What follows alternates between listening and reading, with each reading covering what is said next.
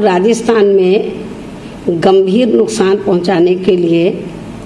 हमारे सभी 6 विधायकों को असंवैधानिक तरीके से कांग्रेस में विलय करने की गैर कानूनी कार्रवाई की और यही गलत कृत्य इन्होंने अपने पिछले मुख्यमंत्रित्व कार्यकाल में भी किया था। चूँकि कांग्रेस का ये कार्य संविधान की 10वीं अनुसूची के पूर्णतः विरुद्ध है, इसलिए बीएसपी के द्वारा दिनांक 26/7/2020 को इन 6 विधायकों को व्हिप जारी करके निर्देशित किया गया है कि वो असेंबली के सदन में कांग्रेस के खिलाफ ही अपना मत डालेंगे, अन्यथा फिर उनके विरुद्ध उनकी सदस्यता रद्द किए जाने के लिए कार्रवाई की जाएगी। और बीएसपी ने ये निर्णय कांग्रेस के द्वारा बार बार बीएसपी को धोखा दिए जाने के कारण ही लिया है और इस कारण से इनकी अब सरकार रहती है या नहीं रहती है, इसका दोष पूर्ण रूप से कांग्रेस और उनके मुख्यमंत्री श्री गहलोत का ही होगा। जबकि बीएसपी ने इस असंवैधानिक प्रक्रिया को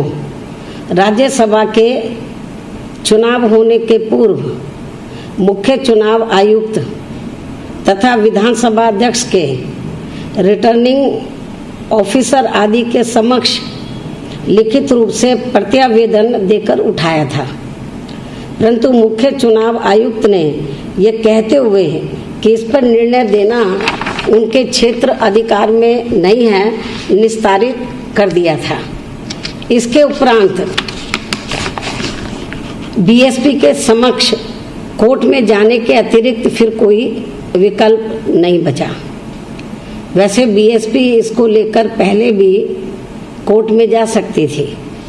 लेकिन कांग्रेस को इसका सही सबक कब सिखाया जा सकता है,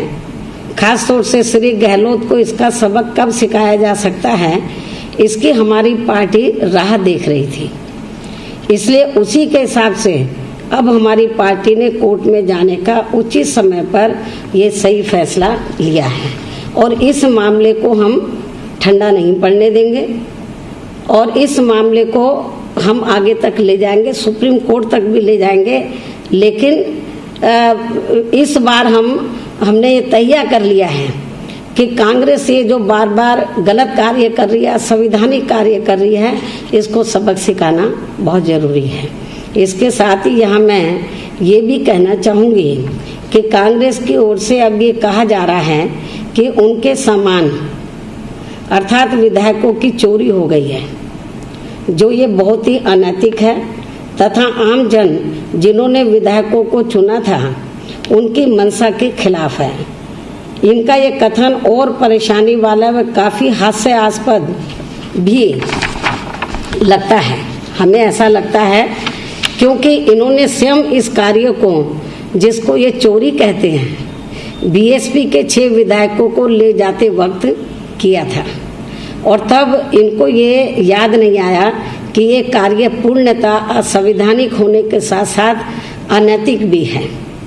तथा जनता की मंशा के विपरीत है, क्योंकि उस चुनाव में जनता ने कांग्रेस के प्रत्याशी को हराते हुए बीएसपी के नाम से वोट दिया था। चोरी का सामान चोरी हो जाने पर अब कांग्रेस पार्टी शोर मचा रही है, यानी एक पुरानी कहावत है कि उल्टा चोर कोतवाल को डांटे। खुद ये गलत काम करते और हमारे ऊपर आरोप लगा रहे हैं।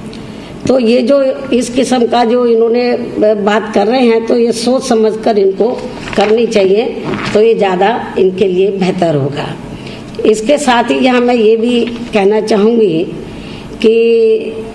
कोरोना वायरस को लेकर आपको ये मालूम है कि पूरी दुनिया त्रस्त है, मतलब, और अपना मुल्क भी, अपना भारत देश भी काफ़ी त्रस्त है इस बीमारी से। और इसकी रोकथाम के लिए केंद्र और राज्यों की सरकारों ने कई कदम उठाए हैं और आखिरी कदम केंद्र सरकार ने तो अनलॉक के तहत कुछ शर्तों के आधार पर तो इन्होंने ये आखिरी कदम उठाया था। अभी ये 3-4 दिन में अनलॉक पार्ट 3 जारी करने वाले हैं, मेरा केंद्र सरकार से ये कहना, राज्यों की सरकारों से भी ये कहना है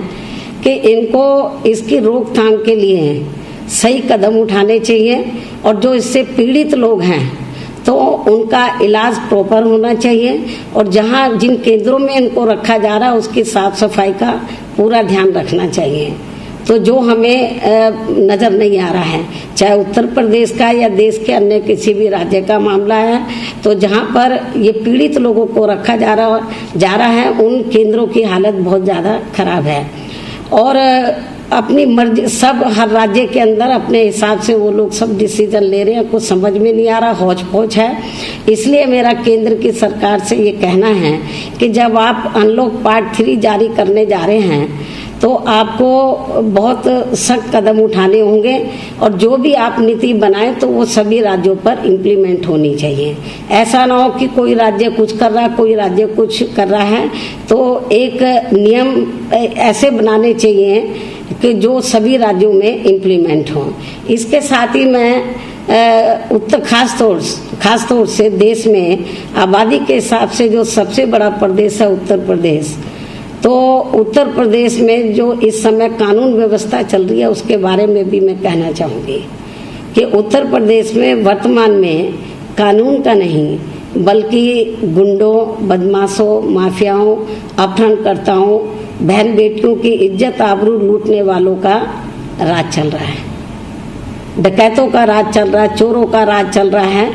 तो उत्तर प्रदेश में कानून का नहीं बल्कि आपराधिक तत्वों का राज चल रहा है और इस मामले में तो वहाँ के मुख्यमंत्री के खुद का अपना जिला भी है।